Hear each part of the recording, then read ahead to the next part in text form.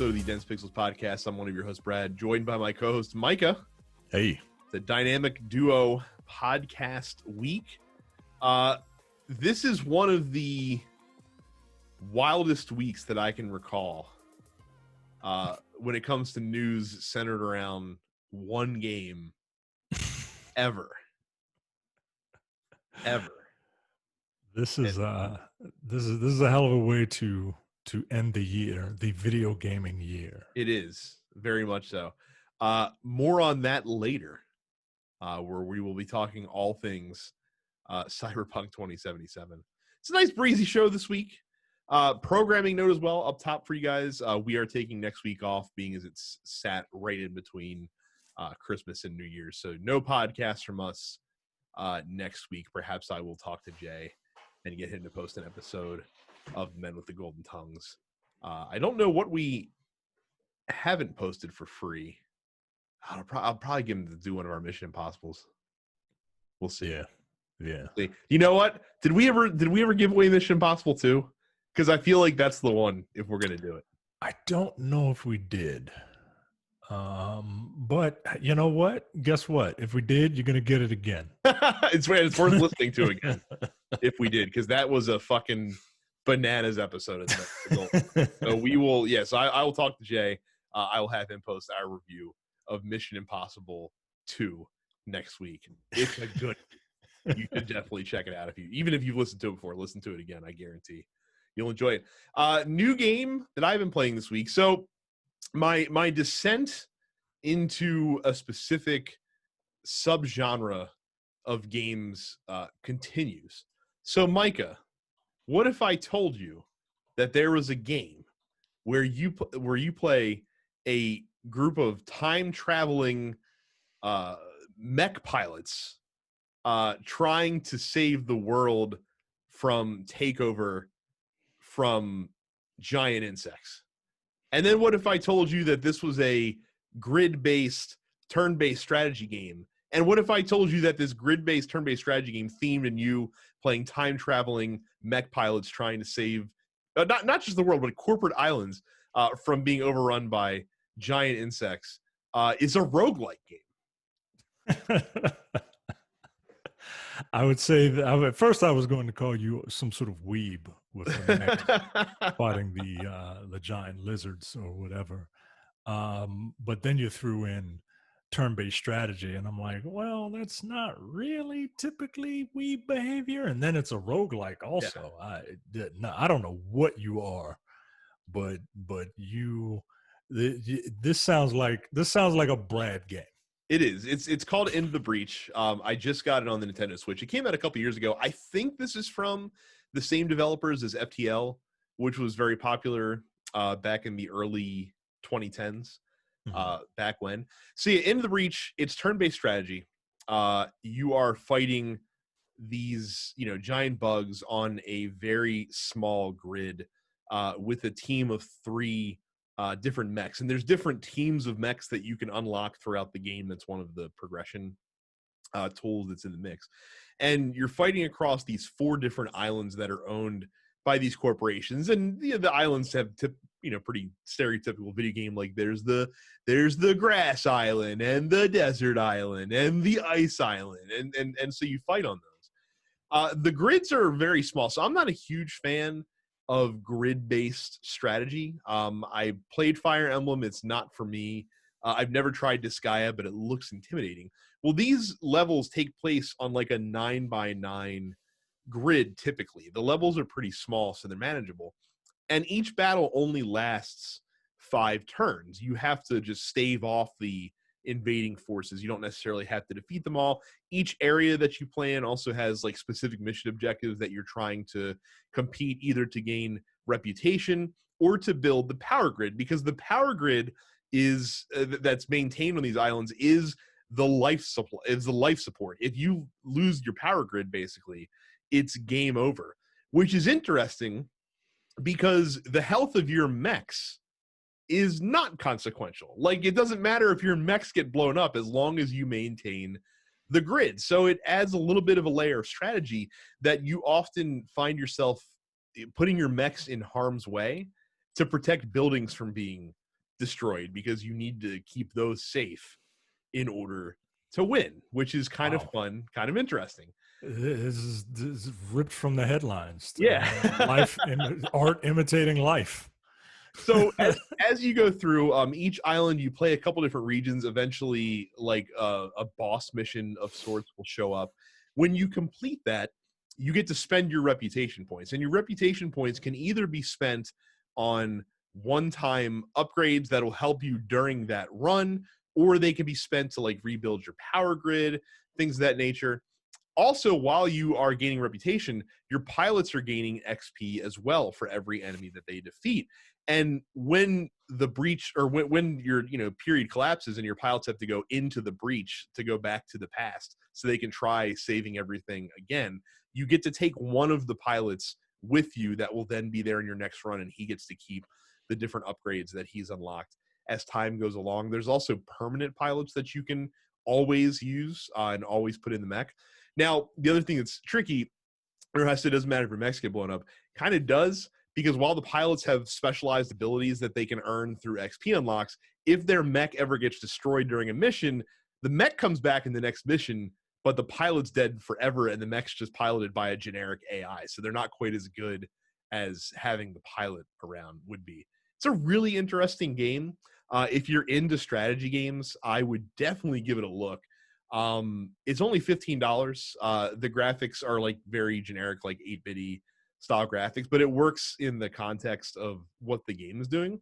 If you're a fan of roguelike games, I don't necessarily know that I'd go out and buy it, because it is very much a strategy game first and foremost. If you're not a big fan of like that XCOM style of turn-based strategy, I don't know if you'd like it, but as someone, if you are a fan of XCOM or games like it, then this might be something that you'd be interested in. So that's Into the Breach.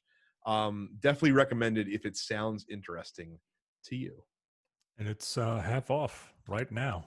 Like literally right now, if you are somehow listening to us speak at this very moment in time on December 22nd at 6:30, it's half off.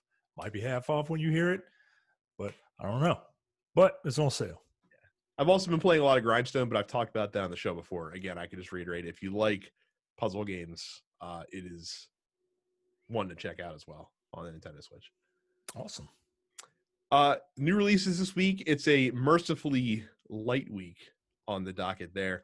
We'll talk about Games with Gold first, because Microsoft just unveiled their slate of what's going to be available for free next month. So for the entire month of January, Little Nightmares, which is basically like if you crossed like Limbo or something of that nature with a Silent Hill game. That's pretty much what Little Nightmares is. Critically acclaimed. It's a very good game from what I understand. Second half of the month into the middle of February, you also get Dead Rising. This is the Xbox One version, so it's remastered of the original Dead Rising. So you got that to look forward to. If you want to play some... Oh, sorry, go ahead. I tried to get into that franchise. I never could. I remember when that game first came out.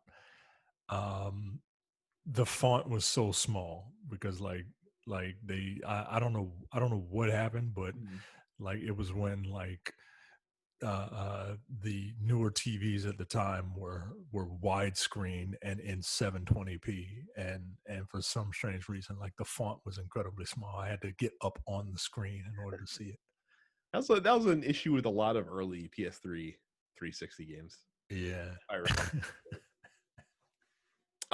For 360, here's a phrase that's not uttered often. Fighting game fans rejoice if you own an Xbox. The excellent King of Fighters 13 is available for free for the first half of January. And then in the second half of January, a game called Breakdown, which is an action game from the original Xbox. Is that the like first person game? I've never heard of Breakdown, or at least I don't recognize it from its title. I think that game was one of the few games that of that generation. It is a first-person action game, correct? Yeah, that did everything in first person, but it wasn't like a first-person shooter, right? Like you did everything in first person.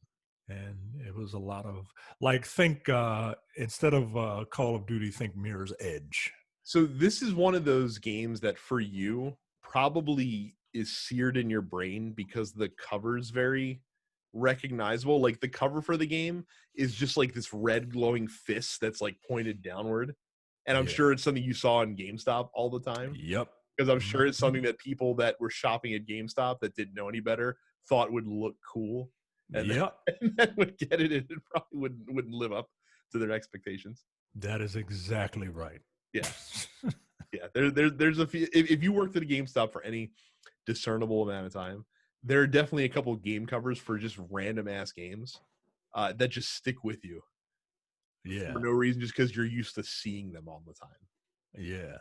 And And this was it's for the weirdest shit. It's for the weirdest games. Like for whatever reason, like the cover for Mini Ninjas will never leave my brain because that fucking green box I've seen it so many times. I don't know why, but like the cover for Rogue Galaxy, Mhm. which is just an RPG, that just is burned into my brain. And then, this is gonna sound dumb, but Showtime Boxing on the Wii is just like burned into my brain because nobody bought it, and it's just sitting there. Like, well, no, somebody bought it. One person bought it, and then it just sat there, traded it in, and then it just sat there forever. Working at GameStop is true, man. Really but yeah, like I said, it's just funny how that goes. Also Yeah, coming out new, Override 2 Super Mech League comes to PC, PlayStation, Xbox, and Switch. And then, as we talked about last week, Super Meat Boy Forever comes to PC, PlayStation, Xbox, and Switch as well. And that's awesome. it. That's it. Just those two. Good. I can't wait for next year to get here so we can play games that interest me. Go to youtube.com/densepixels, like and subscribe, and hit the bell notification icon to be notified for all of our uploads. Smash that like button, smash that subscribe button. Here's my cover image for the show, a little preview window. That's what all the YouTubers do, right? They sit there and they make a face. And they put yellow font there because apparently yellow font catches the eye better than white font.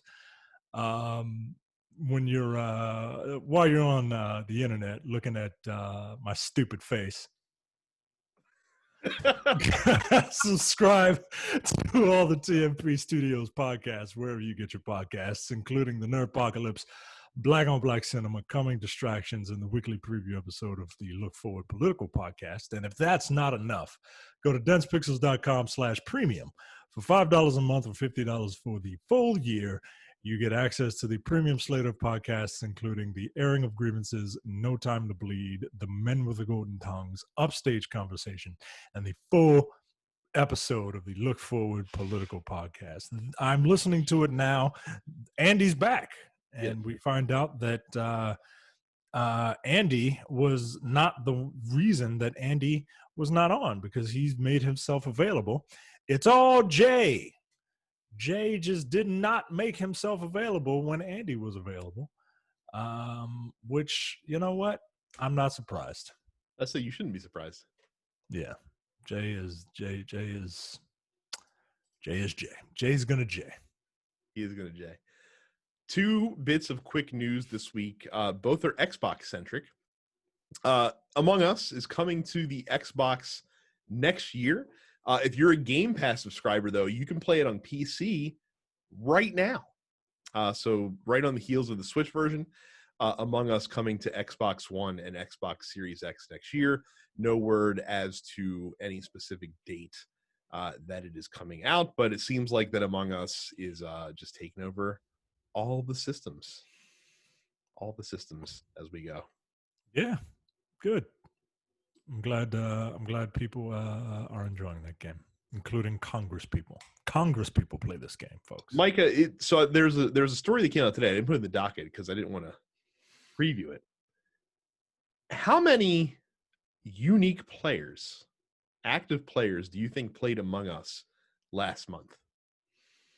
Oh, I have no idea. Can you give me like a multiple choice? Okay, yes, I can do that. So the multiple choice that I'll give you, did they have 5 million concurrent players last month? Did they have 50 million concurrent players last month? Or did they have 500 million concurrent players last month? All right, come on. Or 500 million not is concurrent. I'm sorry. Concurrent is the wrong word. Just active players last month. Not concurrent. okay. I was about to say, Not concurrent. I'm sorry. Yes. Active players. Everyone in the country was playing at the same time. I have to imagine.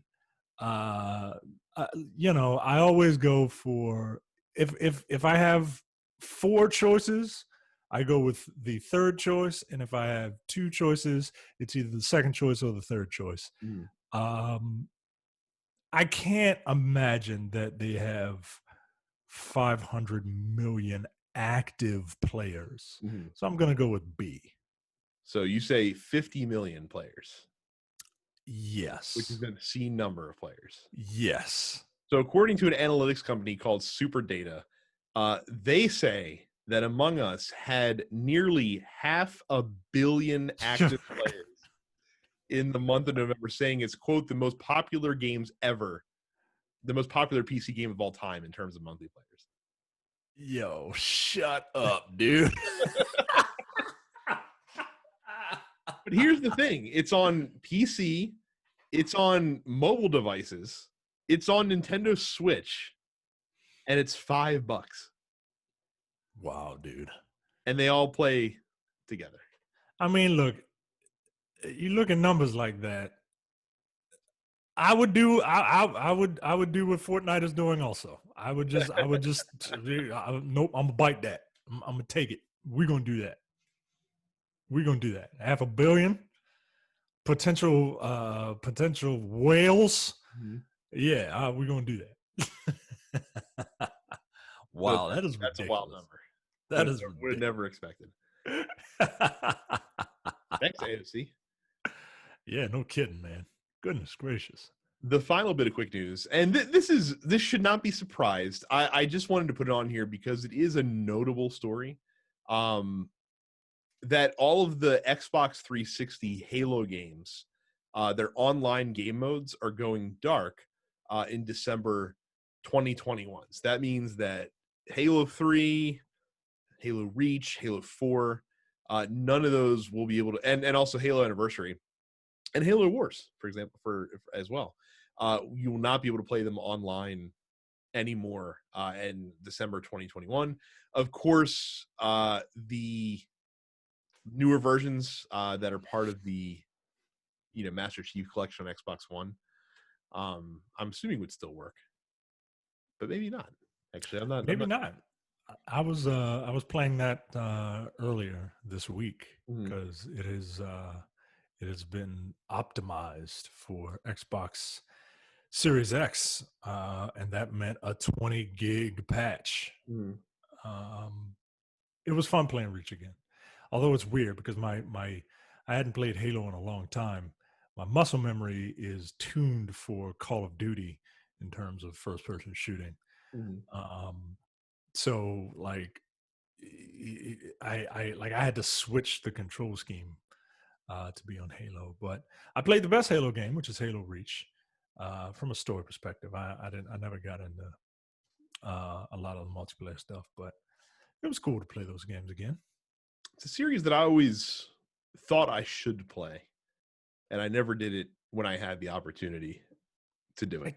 I don't know because you don't really play shooters, right? Not your Call of Duty. I mean, Destiny is the shooter that I play, but Destiny also has a much more engrossing universe than your typical shooter does. And gameplay mechanics, right? Like Call of Duty is a glorified shooting gallery. Right. And Destiny, you're a fucking space wizard, like jumping around Right. powers and crazy shit like that. Right. Right. With So, insane guns that light people on fire and, and right. Whereas Halo is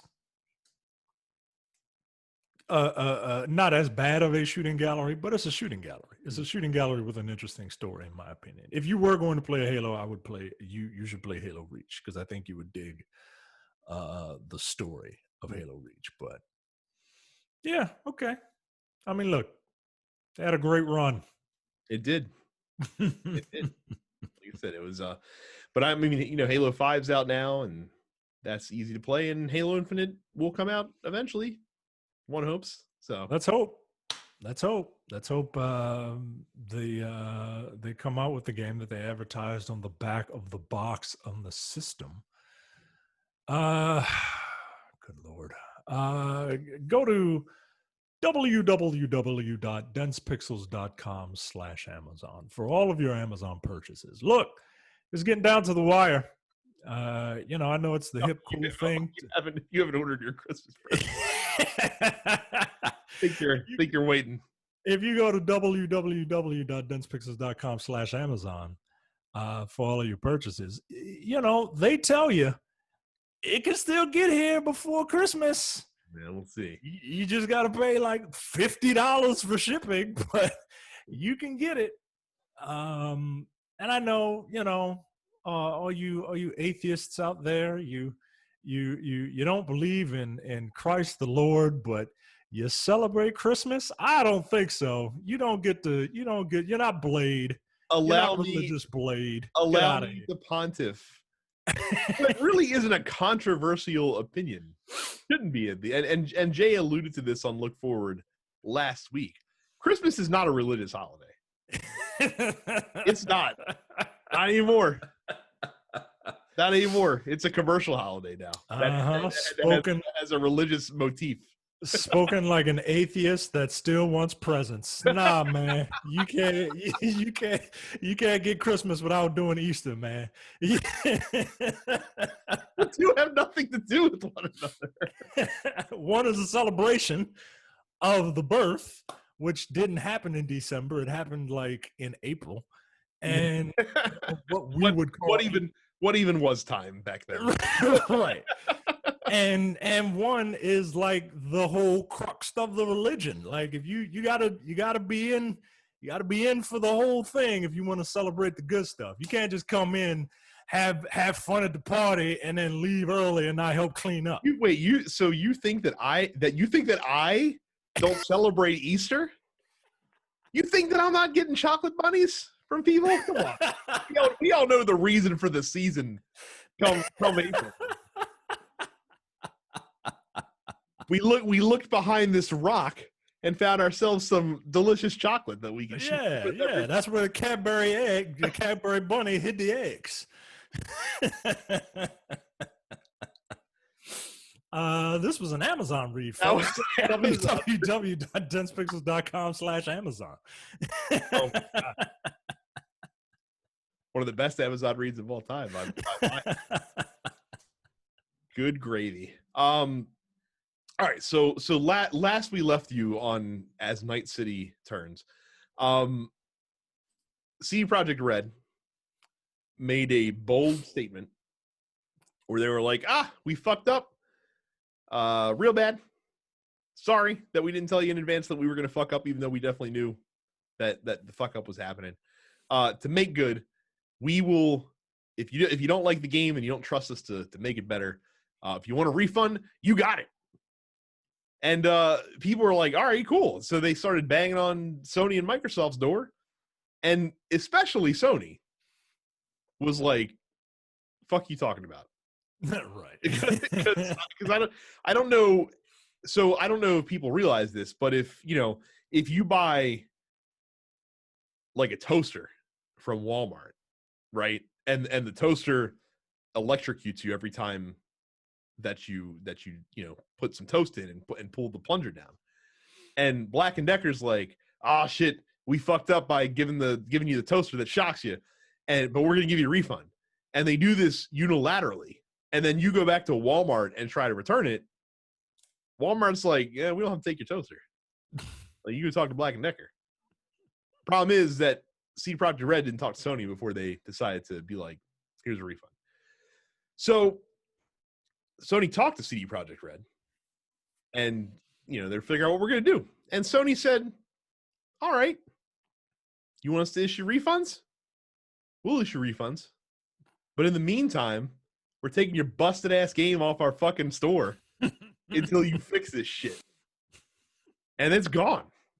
It is Audi 5000. So for the first time that I can ever remember, a major platform has literally just pulled a big budget AAA title off of the store because the shit is broke. This is hilarious to me. It's a stat. Like my jaw literally dropped when I saw that bit of news come over the wire from Sony. Yeah, like I couldn't believe it. And then I did what you're not supposed to do. I went and looked at comments on various sources. Right. And the ones that stuck out to me were the ones that were, oh, I can't believe Sony is doing this to you, CD Projekt. I can't believe they're doing this to you. What? Like, I understand being a fan of something, man. I really do. But like, wow. But yeah, this was hilarious, man. It was. I mean, I get it. It makes total sense. Like yeah. So like if you're gonna allow people to request refunds, no questions asked, then why are you gonna still put the game on your store where people can then buy it and then turn around and get a fucking refund from you? Right. I love the statement.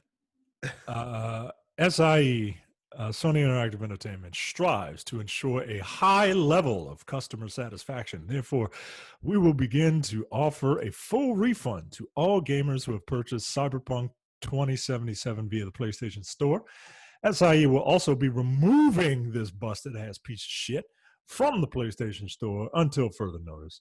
Once we have confirmed that you have purchased this game, we'll begin processing your refund, blah, blah, blah, blah, blah. But the first sentence, we strive to ensure a high level of customer satisfaction and will be issuing full refunds for this, is, I mean, I'd have been a little more petty. And I'd have said something to the effect of, Sony Interactive Entertainment strives to ensure the highest level of product on our service. And if you are dissatisfied with this product, then we will issue you a refund from you, and you don't have to purchase, you don't have to play this busted product anymore. I would throw it on them just to make sure that they know that they know that we know that they put out an unfinished game. I like how later CD Projekt Red put out a statement that made it sound like that this was a partnership decision, when I'm pretty sure it was terms being dictated decision. Like, if you want this, then you are getting this as well. And CD Projekt Red was like, I guess so, because the shit is broke right now. And look, it's a seamless, to get the refund is a seamless process. Like, you literally go to the web link that they posted, and you type in your email address, and you hit submit. And I know this because I did it.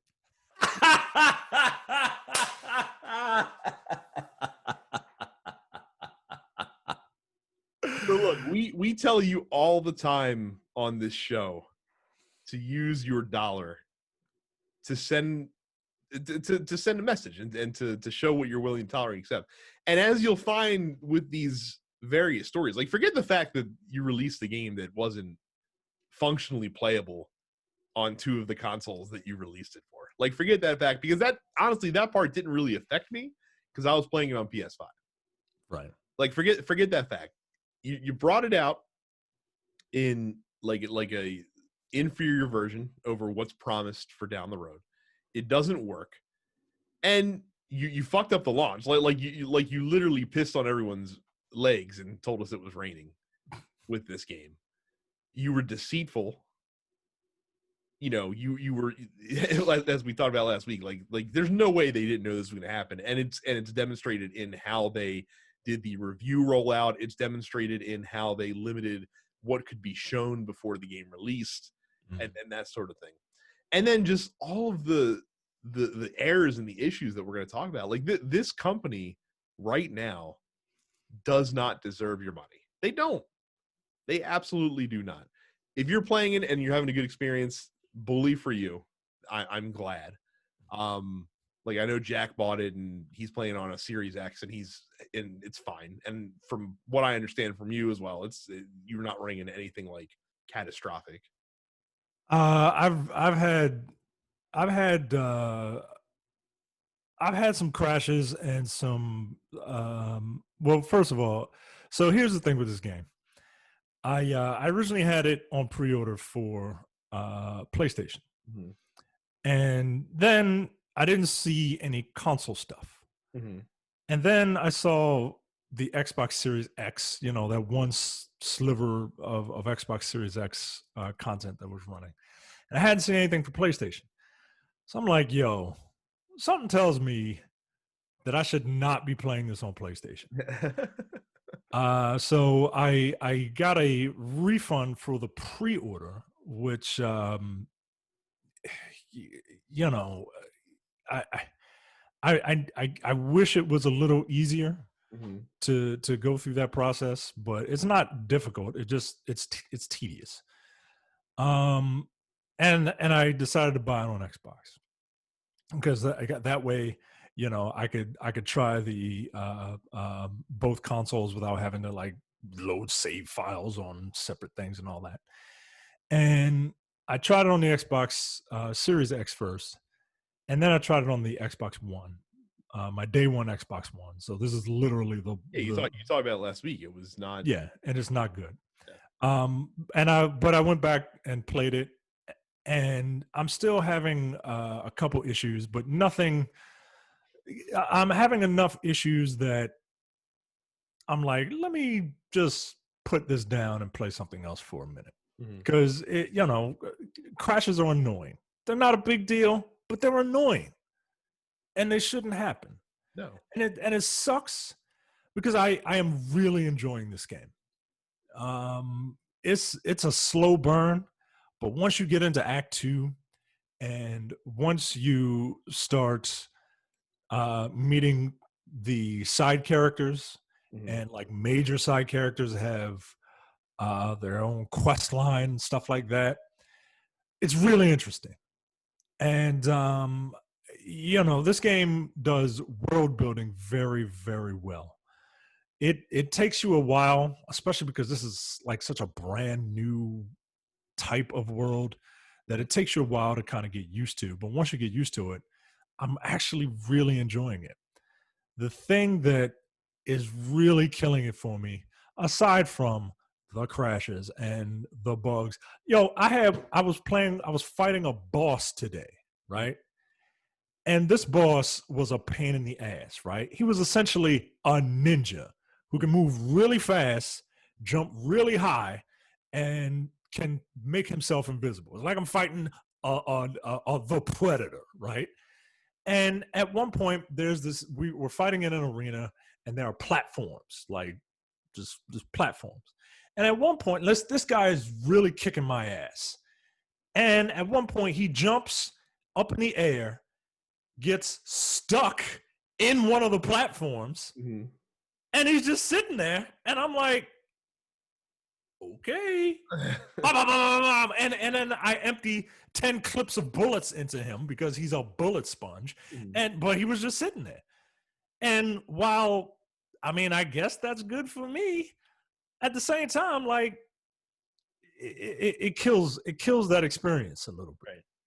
So, and for me, like, I want to enjoy that experience too. But when you hear all these stories about all these problems and bugs and crashes, why subject yourself to that?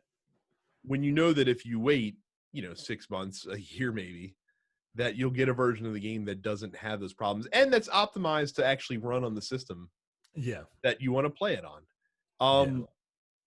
I really enjoyed Assassin's Creed Valhalla, all 72 hours that I put into it, because that game is a polished game and it was optimized for PS5. Yeah. And why I just thought about it. I'm like, why would I subject myself to this product that's probably not going to be that? Like, why do I want to struggle through a game that I really want to enjoy? And that Yeah. I've been looking forward to for several years at this point. And so I'm Yeah. just like, let me just take my money back since the opportunity is out there.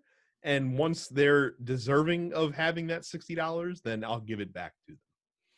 In the meantime, let me go play some games that aren't gonna fucking break. Yeah. That aren't gonna possibly, well, we'll get to it. Yeah. Um I mean, like Ghost of Tsushima's back on sale. I'm giving some serious thought to picking it up, honestly, especially with the optimizations that they made in that game. you really should. And if you do, let me know, because I would love to play survival. Survival is basically horde mode, right? Like I would love to play that with someone that I actually know, because I still play that. Like it's still good, and they're still bringing out content for it. Like if you can get some new outfits if you just play their game.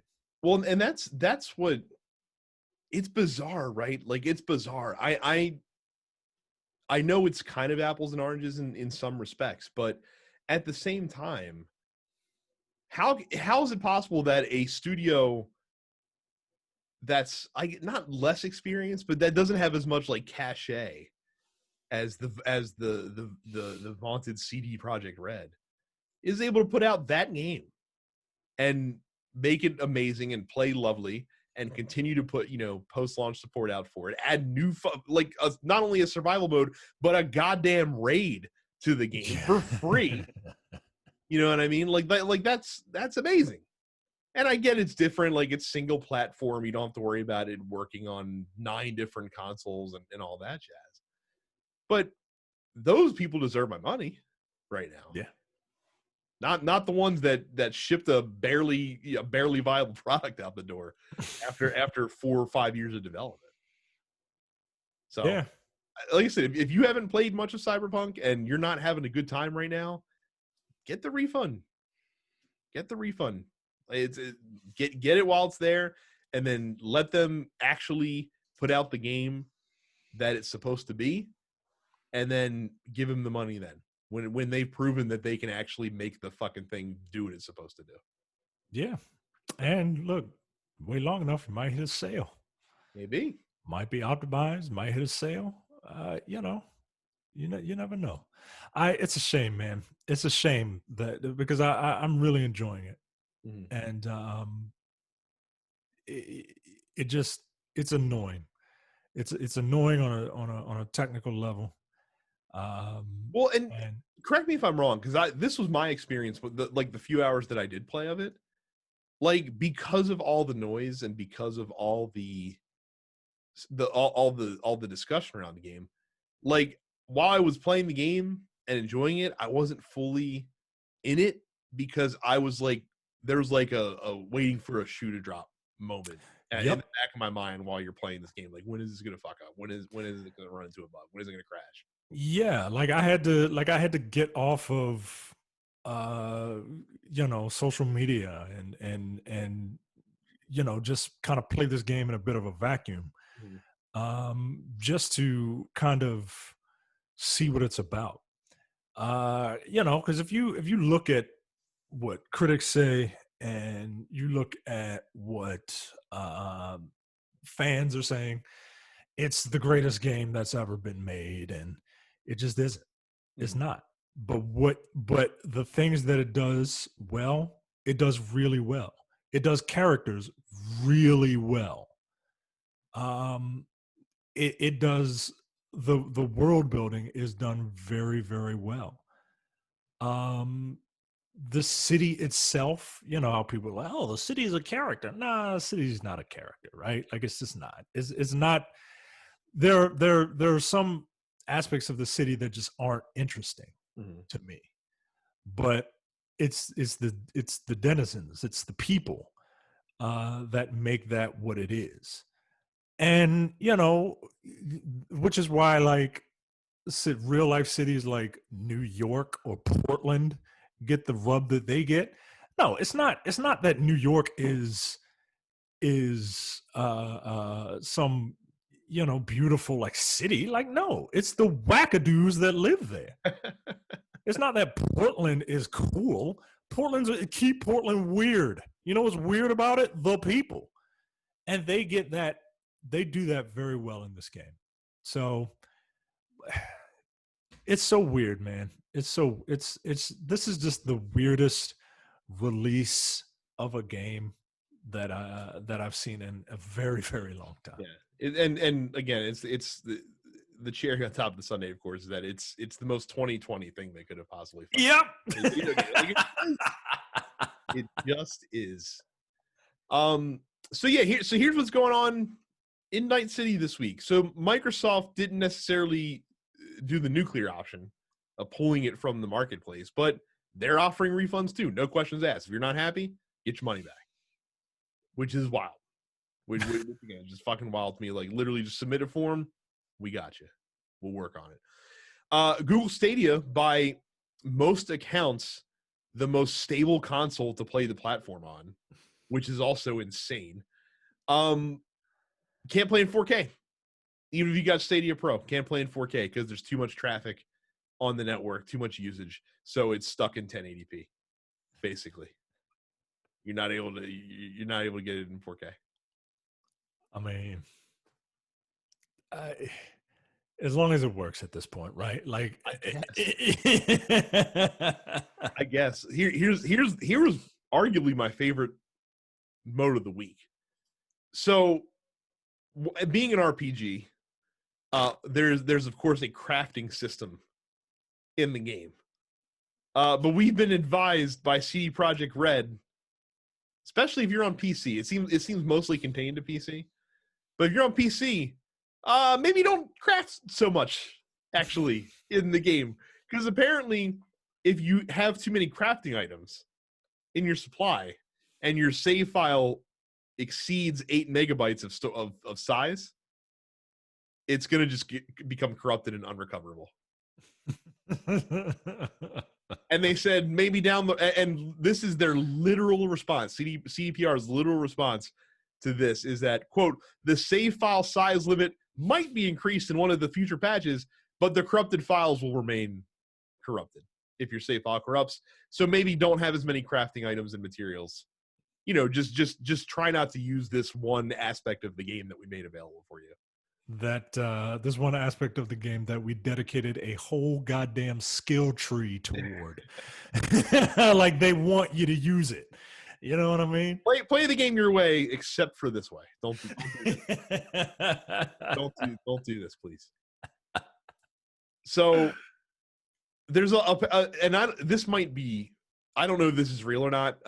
It might be someone being funny. I saw someone share on Twitter today.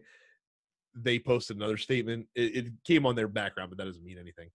Of them saying like, "Hey, in this one hospital mission, like make sure you only go through the front door. Don't talk to this person because there's like a bug." I like I said, it could be false. I didn't see anything reported on it, but anything they're in what is lovingly, it was coined by Bill Simmons. They're in what's called the Tyson zone right now, where there was a point in time where you could literally hear any story about Mike Tyson and you would just instinctively believe that it was true. That's where I am with Cyberpunk 2077. Like someone could come out with the most outlandish shit, and I would my initial inclination would be to give it the benefit of the doubt and believe that it's a true story. Yeah. At this point. So a law firm in Poland is considering opening a class action lawsuit against CDPR for, quote, materially misleading information. Of course, the lawyer that's spearheading this is a CDPR investor himself. So that's fucking amazing. But yeah, so the investors, because the share price took a major fucking hit over the past couple weeks because of all the bad press and everything like that going on. So investors are pissed because, again, that's kind of what happens when you, quote, materially mislead the public and the shareholders by not advising people that your broken game is broken in advance of the game releasing, as if no one was going to find out about it. Yeah, like that's my thing, right? Like you're not showing all this stuff. Did you think that people weren't we were going to notice? right? Okay, yo.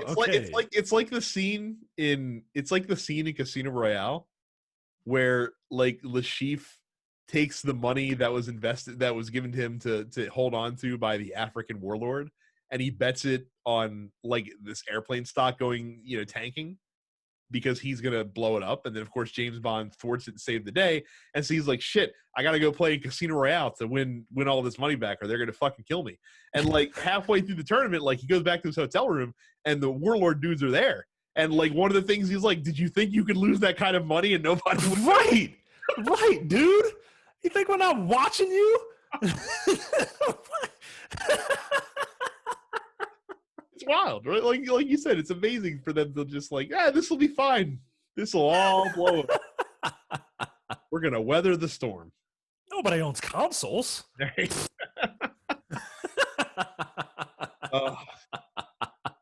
But again, so one of the things, like, we've entitled the episode, there's no consequences for any of this shit, despite the refunds. Despite so they haven't disclosed how many refunds they've given out so far. Okay. But despite opening the gate wide open for anyone that wants a refund can get a refund of Cyberpunk 2077, even when you adjust for that, they have still sold over 13 million copies. Wow. In just under 2 weeks' time. Goodness gracious. The market. And again, that's why ultimately at the end of the day, none of this really matters at all. Like none of it matters, because they're still going to make their money. They technically made their money through pre-orders. I mean, yeah. So, man, look, wow.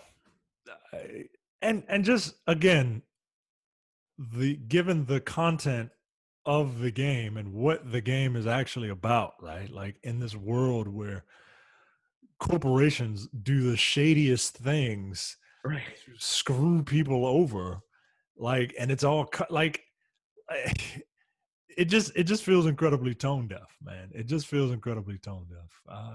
But look, I am enjoying the game. It is a fun game. When I don't have to reload a save because I just got a new car and I'm about to drive it out, but apparently I didn't drive out fast enough and a gate locks me in and there's no way I can get out, so I have to reload a save.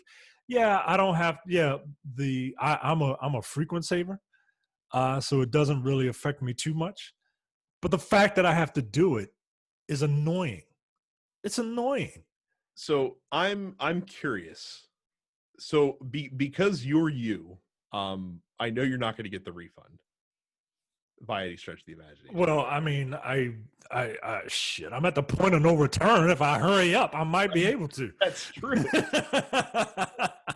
Oh damn, you are at the point of no return already. I am. It's not a long game. It's not. I've heard the main story is not very long. Well, then I guess I can ask you this question then. So, are you going to beat the main story and then put the shit down until everything's fixed, or are you going to push through and explore the world afterwards? No, I'm at the point of no return. They give you a warning and they create a save file that says, and the name of the save file is point of no return. Mm-hmm. So I have a couple of quests that I am going to finish out because, again, the side quests, I would argue the side quests are a little more interesting than the main quest. Mhm. But the side quests, full of these very colorful characters, are incredibly interesting. Mhm. And they do characters very, very well. There are a couple of those that I want to do. I'm going to finish this and then I'm not going to pick it up again. Honestly, I might not pick it up again until until they offer like a new game plus option. Because I've invested a lot in my quick hacking skills. I How many hours are you in right now? like 40. Okay.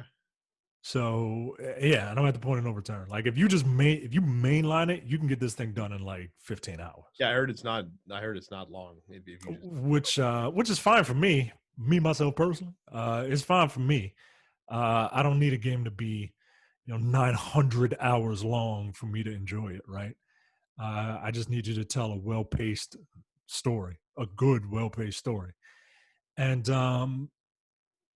but I don't see myself coming back to it even with the enhancements because I don't know what else they can do. um so the only way I would go back to it is if there's some sort of new game plus option, because I want to keep my all of my quick hacking abilities, Mhm. but I want to try to play the game with like guns and stuff, and still have all that tech stuff to fall back on. So um, yeah, I'll have it finished. I'll probably have it finished later on this week. Hmm. Um, but yeah, it's not long. I ain't got nothing else to play. Well, I do, but the story got me. Like the story got me, which is just, god damn it, dude. Like I want to heap a lot of praise on this game, Mhm.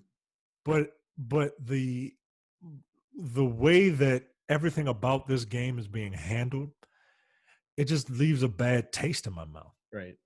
And I'm sorry, I can't like separate the two.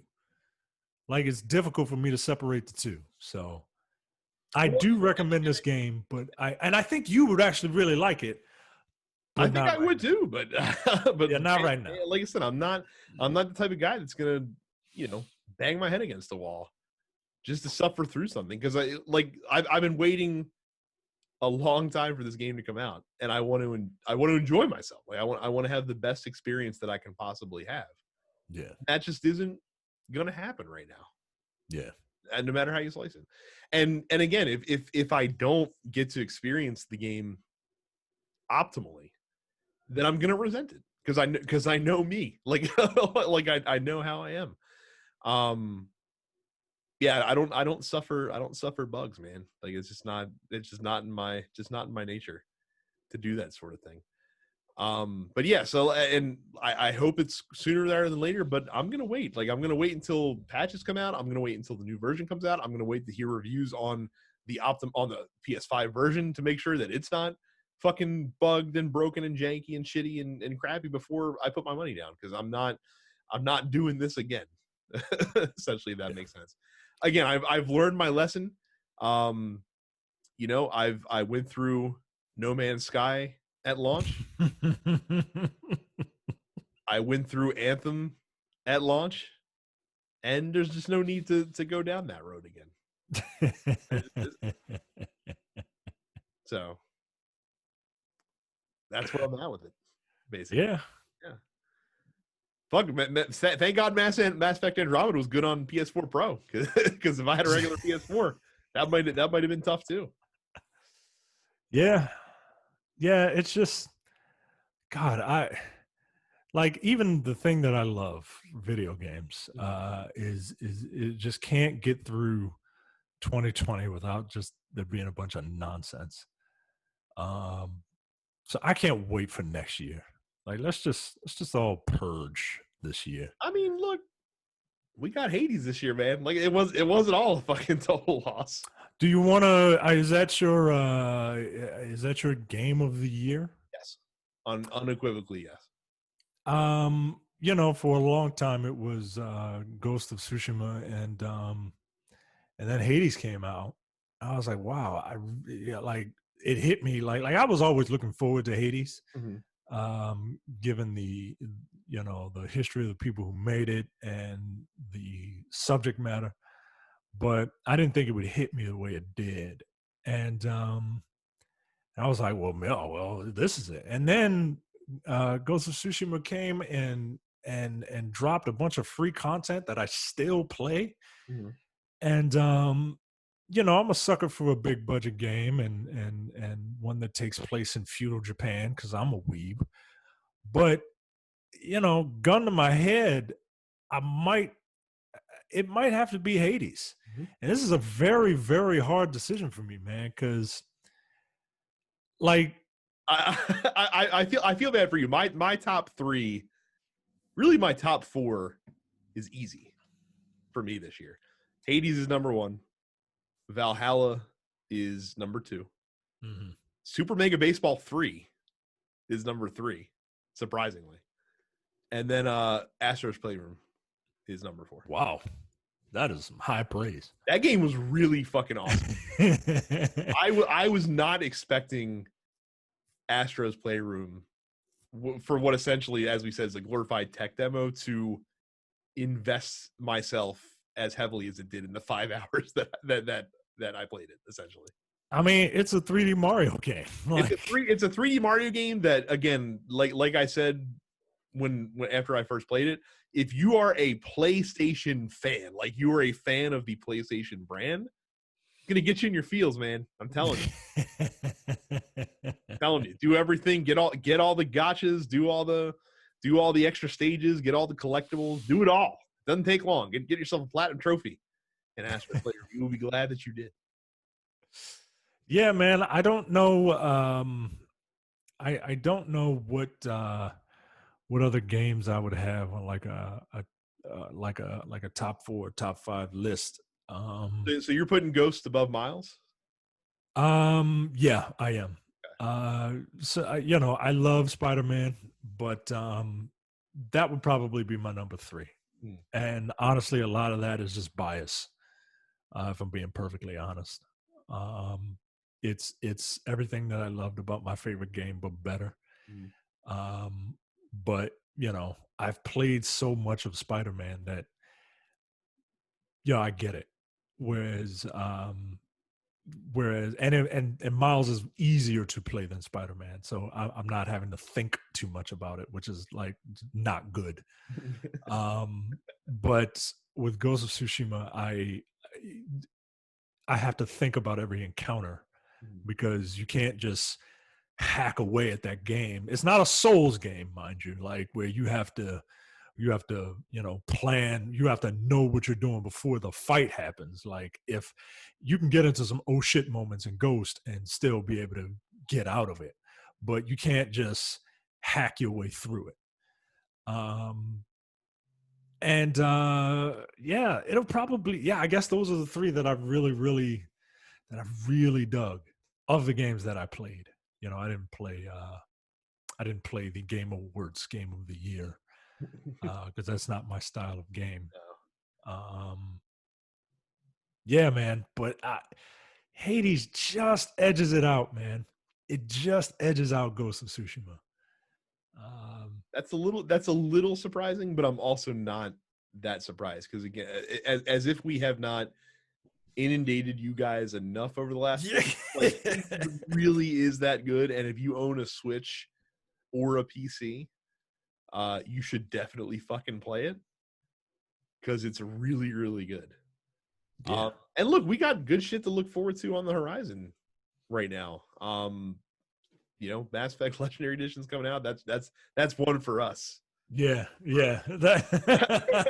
I don't know if anybody else Right. listening to this will be as excited as we are for that. But the other game, I guess, I mean, you can say Horizon and God of War. I don't necessarily believe that both of those games will be out next year. I think Horizon probably will. God of War, I'm less confident about. I would be shocked if God of War came out next year, to be perfectly honest with you. The next game besides Mass Effect that I'm really looking forward to is the console release of Disco Elysium, which was the Game Award Game of the Year last year. It's only been out on PC so far. I'm very intrigued by that game.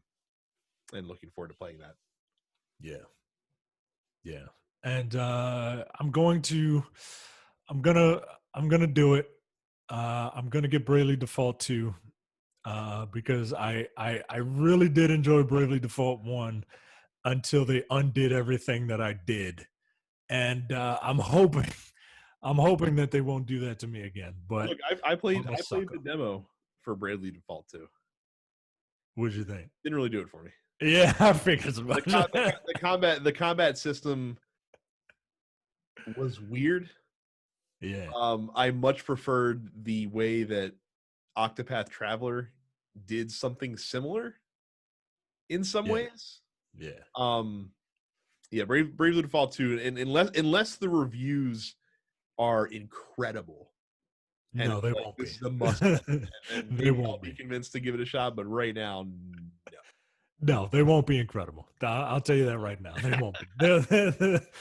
um, and what is the Avengers or Cyberpunk? Cyberpunk is worse. The launch was worse. It was. Say what you will.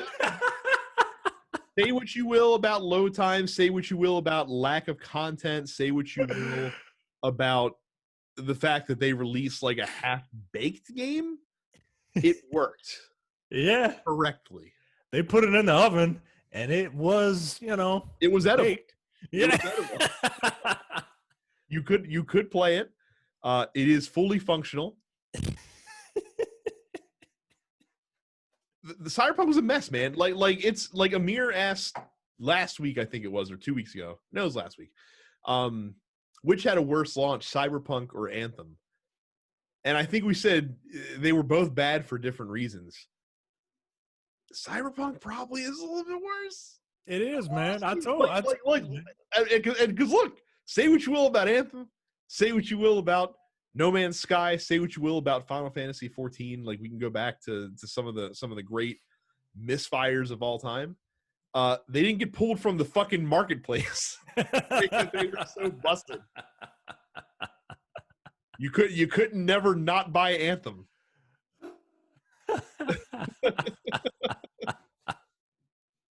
As many problems as Anthem had. Yeah, you could still purchase it if you wanted to. it worked. It worked. It was a fully baked chicken, whereas Cyberpunk was giving some systems salmonella. So it's just no. Cyberpunk had a worse launch. If you recall, Avengers had 2 weeks of glowing press when it first came out. Yeah, it did actually. It was just when you lifted the skirt up and you were like, oh, there's nothing actually under here. that the flaws were exposed for all to see. But it had, I mean, Terrence and you both talked very positively. I played that game. I played that game way more than I thought I would. I was even slightly chastened, you could say, that first week until my bravado came swaggering back upon the release of, oh, that's all there is in this game. Oh, shit. And look, Avengers has already put out downloadable content. Where are you at, Cyberpunk? Where's your DLC? You got to finish our game first, then we can worry about that down the road. No, it's Cyberpunk unequivocally the worst launch of the year this year. Who could possibly argue otherwise? Who could possibly argue otherwise? It's not a bigger flop than Avengers, though. No, Avengers definitely a bigger flop. If you can call a game that sold 4 million copies or whatever it was a flop. Yeah, well, these are like box office movie numbers, right? Right. Like, it doesn't, $300 million. It failed. Like, wait, what? $300 million worldwide? Nope, it was worldwide. Countries. So. Right, exactly. 300 million worldwide, not 300 million domestic. Fail. Like, all right. The movie costs $100 million to make. Like, all right. And the other, so I mean, we're kind of going in circles, but which is fine because we're having fun. Yeah. The other cool thing about Hades is that Hades was like a bolt out of the blue in what's been a really shitty year. Like Hades is legitimately one of the high points of the year in general. Yeah. Whereas Ghost of Tsushima did not have that same level of impact necessarily. I don't even know if the new systems had that same level of impact, honestly, when they first dropped, just because of how limited in supply they were and all the stories about people not being able to get them. Yeah. Wanted them. But like I said, Hades was just one of those things that amongst like gamers online, that kind of thing, was pretty much universally beloved. I don't think I heard anyone really say a cross word about it. Yeah. Nor should they have. Given the nature, like everything about it, right? Like given the nature of the story, like it doesn't end. You know what I mean? Like there's still dialogue that I haven't heard in that game. Right. As much as I played that game, I played a lot. I still haven't done the epilogue yet. I still haven't done all the side stories essentially that exist within the game.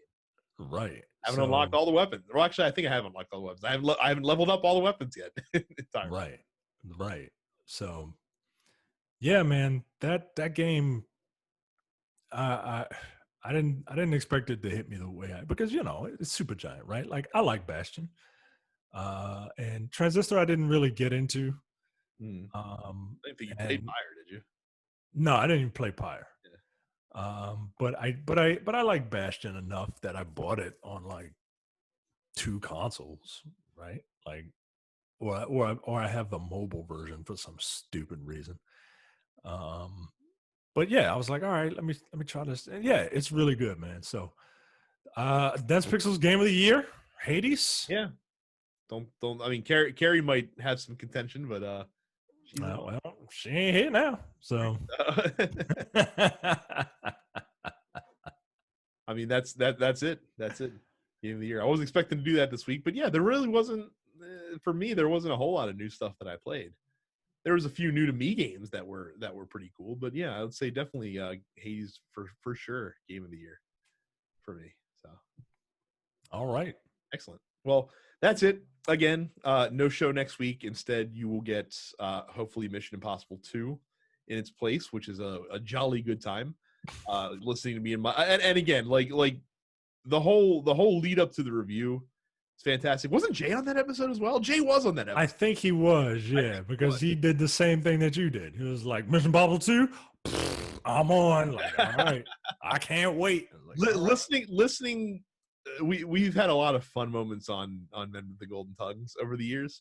Our recapping of the final 30 minutes of that movie is some of our best work of all time. I will say. Oh man, better than the Die Another Day episode, because I wasn't mad during Mission Impossible. Yeah, like it was weird, because it's like it's one thing to kind of dump on a bad movie. Yeah, but it's another thing to be mad at a bad movie. You know what I mean? So yeah, good. I'm gonna have good. I actually want to listen to that again. Yeah, it's a good. Don't forget to join our fan group, densepixels.com/fans. We usually post the Dense Pixels post office where you can ask us questions. We'll answer them on the show. Subscribe to the podcast wherever you download your podcasts. Subscribe on YouTube, youtube.com/densepixels. Follow us all on Twitch as well. I'm Dense Pixels Brad. Terrence is Apparition 410, and Carrie is Suppets Carrie. Before we leave, we'd be remiss if we didn't discuss one Randall Keith Orton murdering a man.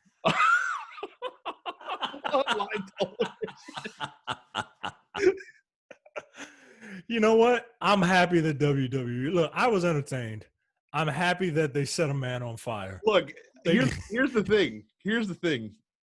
When pro wrestling goes full pro wrestling, sometimes it doesn't work. But when it does work, and it's really entertaining, there are a few things that are quite like it. And Randy Orton RKOing a man on fire is up there. It is like I enjoyed the fact that he RKO'd a dude that was literally in flames more than lighting his body on fire ever. It's so ridiculous. Like we Yeah. say this every time we talk about that. It's so ridiculous.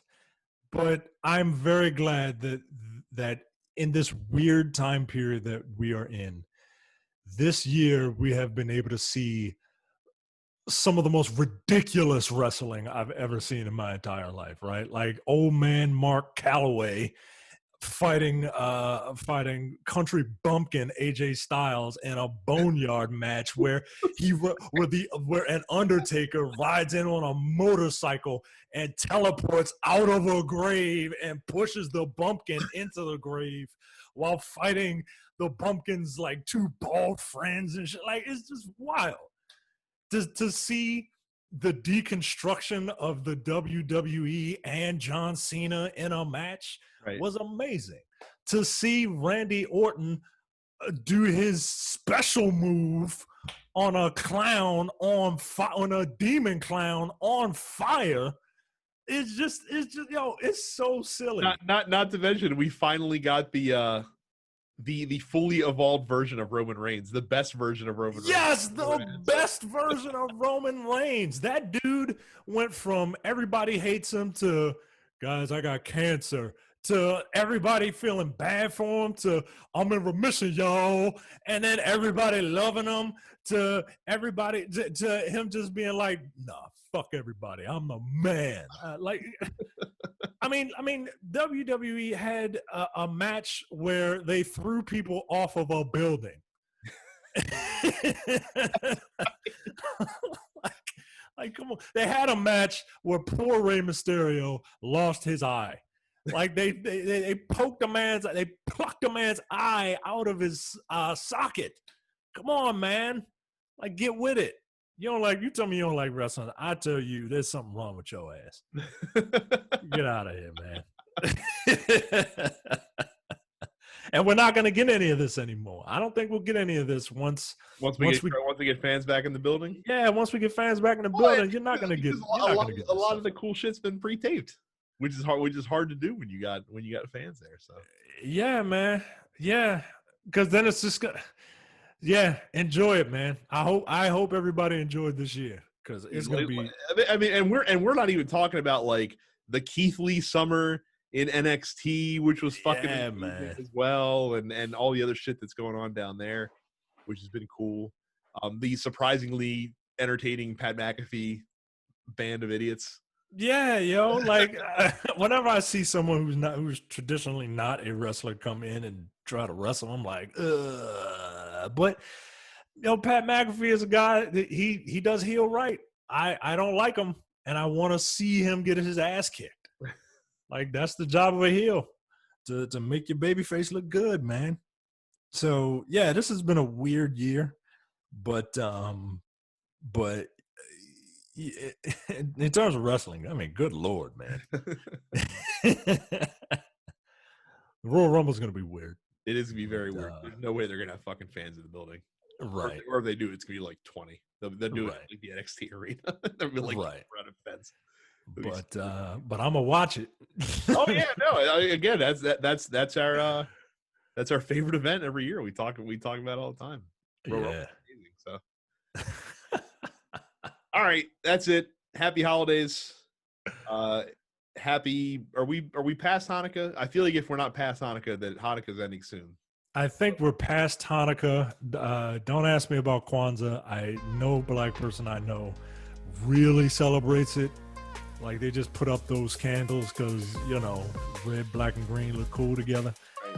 And so happy belated Hanukkah, Merry Christmas. Have a what's the Krusty the Clown line? Have a stoic Kwanzaa or something like that. And make sure you treat your servants right on Boxing Day. You rich motherfuckers. give the day off. Let them go do some shopping, hanging out home with the presents. Boxing Day is a wild fucking holiday. It's the weirdest thing. Oh shit. But yeah, that's it. That's it. Happy New Year. We'll see you next year. Next calendar year. Yes. Peace. Later. You're watching the Dense Pixels YouTube channel. Click the subscribe button while you're here and make sure you check out our weekly podcast where we discuss the latest gaming news and our impressions on what games we've been playing.